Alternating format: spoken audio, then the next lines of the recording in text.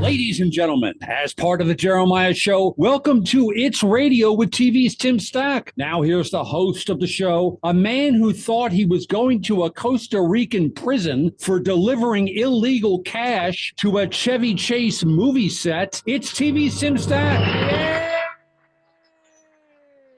Oh my God, listen to the crowd of three. Oh.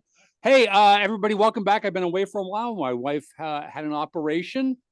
I should do a joke there, but I'm not going to. She's good, though. Everything's good. Anyway, I'm going to quickly tell the Chevy Chase movie story. I got hired by a guy who I sort of knew. I'm not going to mention his name because it's like he was sketchy, and he used to make movies. Okay, I'll mention his name. His name's Jeff Franklin. And not the Jeff Franklin who created the TV show, another guy. And he used to finance movies like, I'm shooting a movie. I get the money from Ukraine, but it's moved through Thailand. And then we shoot it in Alaska. And somehow all these TV shows and movies would get made. So Jeff Franklin calls me. He says, we're doing a movie in Costa Rica. Do you want to do it? I was like, Costa Rica? Yeah, great. He goes, okay. Come by, but again, you got to remember, all the money is like weird, like South American through Russia money. He said, you got to come down to the house before, on the way you're at the airport, stop here, you got to pick up something. I said, okay. I go there, I go to this house, and he's got these two suitcases there that are, and I said, okay, I'm taking these suitcases. He goes, yeah, just check them through. They're for the movie. Don't worry about it. Don't worry about it. I said, okay. I want you to know I'm not going. Well, I don't know what's in the prison. He goes, or what's in the suitcase. He goes, don't worry about it. It's nothing. It's for the movie. I said, okay. So I take the suitcases. I said, I'm not going to a Costa Rican jail. Just so you know, I'm not going for you. He said, that's really funny. So I take the suitcases. I fly to Costa Rica. I go to customs. Guy says, it's Costa Rican guy. What's in the suitcases? That's my Costa Rican accent. It sounds a lot like my Russian accent. They're neighbors. Yeah. So I said, it's for a movie. He goes, movie? Chevy Chase? I said, yeah, Chevy Chase. He goes, come on through. So I take the suitcases. Then there's a guy out there, Tim Stack, the limo driver. You got the suitcases? I said, they're right here. He takes the suitcase. Now all of a sudden he veers off the road. I'm assuming I'm going to drive across Costa Rica. That's what I've been told. Now he veers off and he goes into this really dumpy airport. There are all these rusty planes there and burnout parts. It looks like Ukraine here. And he goes, changing plans. You flying over now. Went, okay. So this guy comes out and he's got like airline epaulets on his shirt. And he goes, I'm flying. Next thing I know, I'm in a plane. I'm flying over Costa Rica. And I'm saying to myself, this isn't where I die. I might die in some weird way, but this isn't it. So then we're flying over. And all of a sudden I said, hey, are we going to see the rainforest? And with that, he banks down and he lands in the mid. I swear to God, this is a true story. He lands in the middle of the rainforest. It's a little too long. I should have warned you, Liz. So I'm realizing that now. This is like too long for the podcast. Anyway, we land in the podcast, or we land in the airport in the middle of the jungle. And as he's landing, he says, this is the airport Oliver North used to run money to the Contras in Guatemala. The suitcases come off, my bag comes off, and all of a sudden, as I'm picking things up, he takes off. So now I'm alone in the jungle on this airstrip. And I'm hearing like jungle noises, like caw, caw, and weird. And then all of a sudden, the guy at the other end of the airstrip says, this way, do you have the suitcases? And I'm wondering, like, what is going on with these suitcases? And I walk everything down. Now that person has disappeared. And this little peasant boy comes out. And he said, and he looks at the suitcases. He gives me a thumbs up. Then a van pulls up. This guy doesn't know anything. Finally, I get the suitcases to the set, and I see a guy who I knew from some other TV show. And I said, what's with the suitcases? Because I'm assuming there's drugs or there's cash in here to pay the crew. What's in? He goes, well, didn't you read the script? And I said, Yeah. Well, I read my part in the script. The whole movie hinges on these two suitcases, and they needed them in the shot for this thing they were doing a reshoot of on the beach with Chevy Chase. It was like North by Northwest. The suitcases get mixed. The whole script is based on these suitcases. But I neglected to read that part. Instead, I just read my lines because that's what actors do. Anyway, enough of me. Let's get to our guest. We got a little intro music to play.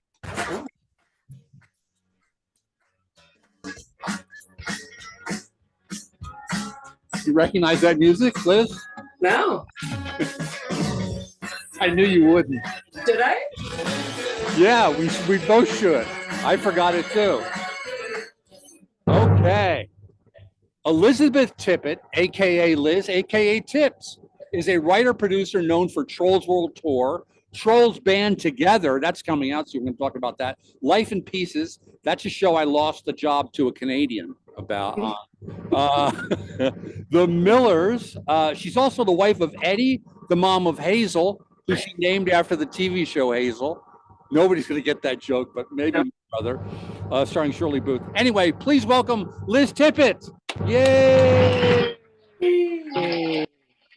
I can't believe you didn't look in the suitcase. You thought they were full of cash, and not at one point did you look. I didn't want to know. I didn't want to know. They weren't particularly heavy, so they wouldn't have been cocaine, because I remember what that weighed like. So do you recognize that music that I played? No, what is it? That's the theme song to the Millers. It is? Oh, shoot. I should definitely know that. Of course. It sounds just like Greg, I think, wasn't really interested in the theme song. It sounds a lot like the theme song to Raising Hope. Oh, it does. And he didn't want to deal with lyrics. I think it's just like, play some fun music. And that'll be He's allowed to rip himself off. That's fine. Yeah. So anyway, I played that because that's how you and I met, was on the show The Millers. And I want to hear your take on The Millers. My quick take is The Millers was a show where the writers had so much more fun than the audience. I think that's an absolutely fair take. Although the audience had a great time when they were there. The in-studio audience had an amazing time. Do you remember? Go ahead. A couple got engaged at the Millers. Do you remember that? I do remember that vaguely, yes. I was only there for the second year, or which was 6 episodes or something, or 9 episodes, because we got got us canceled. Yes, I've done that before. That might have been the first year, but no, it was unbelievable fun. So much fun. We had the best time. Maybe we should have spent a little bit more time writing. But I don't think that was the problem, which I'm going to give you my take. It's like, that show was as good as any other show. Absolutely. I think it was so fun. The cast was amazing. The writing, I thought the writing was really good. Yeah, it was really funny.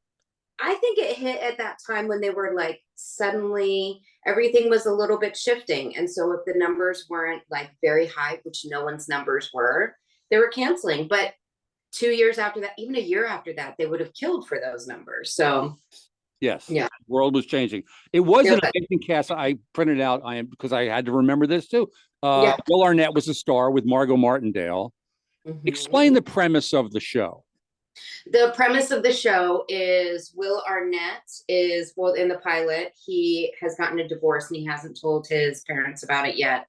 They come up to visit, and he finally has to break it to them that they've gotten divorced. And then his mom decides to leave his dad because of that too. So now he's stuck living with his newly divorced mother while he's divorced. Right. He's inspired his parents to get divorced.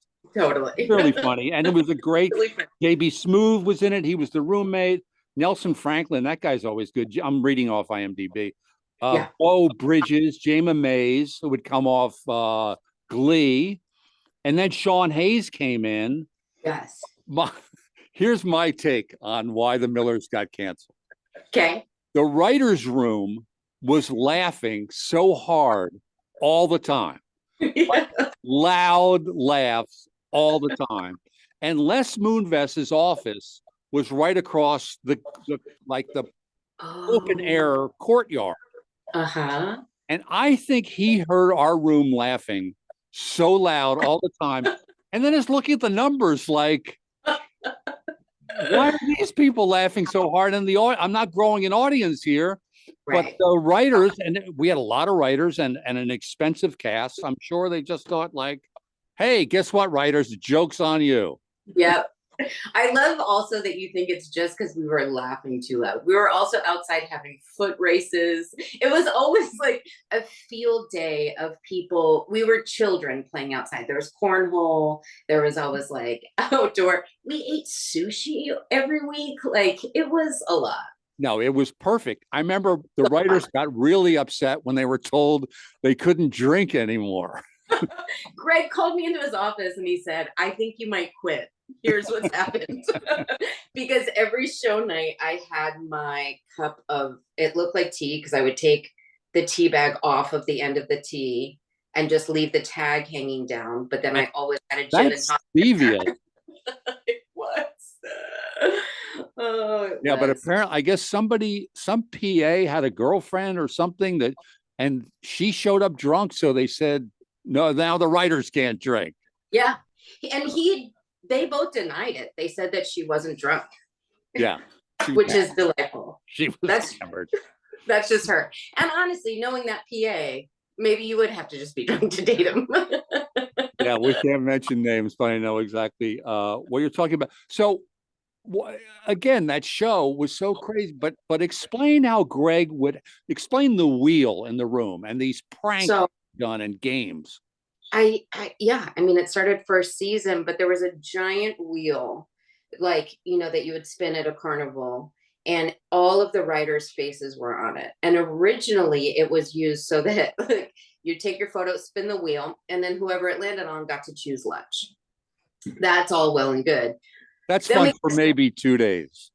Yes. And then we could veto, like you could veto someone's lunch and put money into a pot, like $5 to veto someone's lunch. And then it was fun because then if someone was very excited about something, you could easily dash their hopes with it and be really mean to your coworkers. Yeah. But so then we got the second wheel and it was called the Wheel of Death or like the Wheel of Punishment. I don't even remember what it was. I think called. Wheel of Death. And so every week we all came up with all of the punishments that were on the punishment wheel. And every week we spun it. And so you'd spin the first wheel and whoever it landed on had to then go up and spin the punishment wheel. Again, punishment for what? I don't know. No one did anything wrong. for the joy of the other writers to get to watch this person be punished. It was joyful. And so they were just absurd. It was like, go get the darkest, worst spray tan you can get. I want to just talk about that because whoever, was it Bobby Bowman who got the spray tan? Okay, Bobby Bowman, he's a wonderful writer and great guy and a good friend. Yeah. He had to go get a really dark spray tan and then like darker than Trump, like really like, and he would have to go to the table read in the spray tan. Now you got to realize when writers go to table reads, it's network executives, it's the cast, they're all, it's a big deal at a table read. And to show up, and he had to do it. Like he's not coming back. No, it's people who directly affect your career. Yeah, like Nina Taster's running CBS, and she's at this table read, and Bobby has to show up in a really deep bronze, like number 30 or whatever, how those numbers go. And that's really dark. Like it was borderline racist. Like that. Yes, it was. Yes. Absolutely. And you weren't allowed to say or mention that anything was weird. And so, but there were all these, one was make your own clothes. So you had to go in your own handmade clothes. You had to make up a superhero. Remember Bob Daly, who's a very legitimate writer. Yes. And not a show-offy writer like me. Like, he's not dying to do bits in the room. No, and he had to go dressed as a superhero. Do you remember his own homemade superhero? He had denim shorts on and suspenders. It was absurd. Oh, It was so fun. But not only that, even to choose which rooms we went into, right? The writers' rooms would separate into a couple of rooms depending on what we were working on. And just to choose who got to go where. No room was better than the other, by the way. They were absolutely comparable. Yeah. We would have to go do like foot races outside, or like Greg and we used to do wall sits together, who could sit against the wall for the longest. I had to do a dance off with Austin. You did? Austin Earl's a wonderful writer, great guy. And yeah, we had to do a dance off again for the enjoyment of the other writers. Like it's a dance contest for the other writers. And I just remember the laughs. And of course, that's my Les Moonves theory. We have to take our first break. We're going to sell a little bit of advertising. There are 4 people that listen to this show now. And no, kidding. We have a lot of great audience people, a lot of picking up more and more stations, right, Jeremiah? Yeah. Okay. That's good. Okay. I'm talking to Liz Tippet, a great writer. We're going to talk about her career and how she got here and all that. And what do you have? You got Trolls band tour coming up, right? That's coming out that's really exciting. Like a feature movie. And this is your second one. This is my second one. I was the last writer in on Trolls 2, which I learned through talking about Trolls 2. You're not allowed to call it Trolls 2. We had to call it Trolls World Tour. And then I was the first, and then subsequently the only writer on the third movie. So Trolls 3, Trolls Band Together, which was awesome. And so that's coming out November 17th. And are you still on? I'm promoting you. Are you still on Twitter? You don't go to Twitter anymore, do you? No, but I should, right? I should get back there. You were there at El Tippe. Yes, El Tippe. El Tippe. Like the Tippe. E-L. Okay, we're going to take our break. You're listening to It's Radio with TV's Tim Stack.